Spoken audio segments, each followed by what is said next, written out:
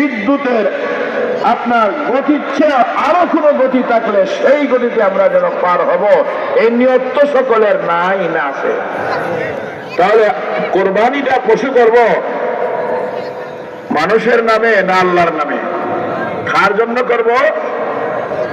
এমন ভাবে কোরবানি করব যেন এই কোরবানির মধ্যে কোনো গায়রুল্লাহর সংমিশ্রণ থাকে না, যেন এই কোরবানির মধ্যে কোনো লৌকিকতা থাকে না, যেন এই কোরবানির মধ্যে আপনার কোনো ঝামেলা থাকে না।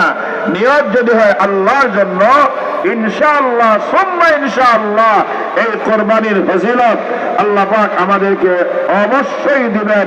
রব্বে করিমের কাছে আমাদের আশা করা যায় কিনা? আল্লাহ পাক রব্বুল আলামিন এই যে হাদিসটা বললাম, আযিমু যাহায়াকুম ফাইন্নাহা আলাস সিরাতি মাতায়াকুম, তোমরা মুঠা তাজা দেখে কোরবানি করো, এটা বুল সিরাতে বাহন হয়ে যাবে। আল্লাহ পাক এই ফজিলত আমাদের সকলকে যেন নসিব করেন। এই ফজিলত থেকে আমাদের কাউকে যেন আল্লাহ পাক মাহরুম না করেন। চিল্লায় বলি আমিন। শুধু তাই না,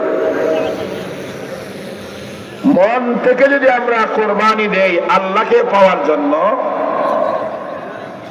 তাহলে আর কি ফজিলত?